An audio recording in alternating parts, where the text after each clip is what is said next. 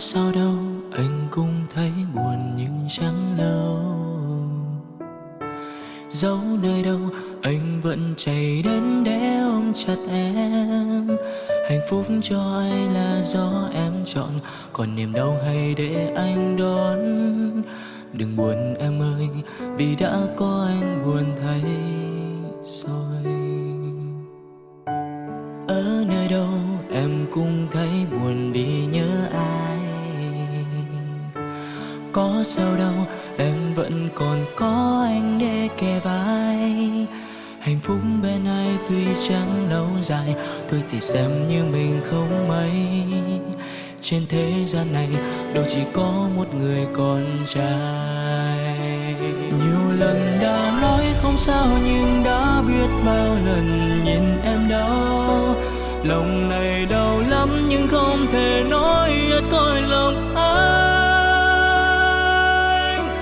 anh mặc dù không tốt nhưng tốt hơn người mà em yêu. Điều gì nơi anh làm em không thể yêu anh?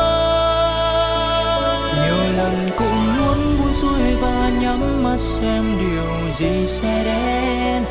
Giật mình mới biết nơi anh tìm đến vẫn chính là em. Anh vẫn tìm về em, không đơn giản chỉ vì yêu em, mà còn để gạt nước mắt và nói dối anh chẳng sao đâu.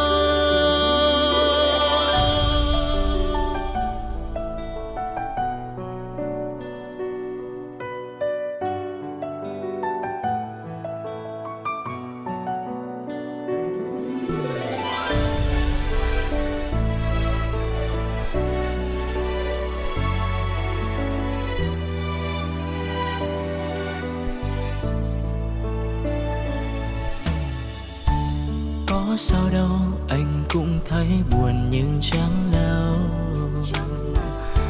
Dẫu nơi đâu anh vẫn tìm đến để ôm chặt em. Hạnh phúc cho ai là do em chọn, còn niềm đau hay để anh đón.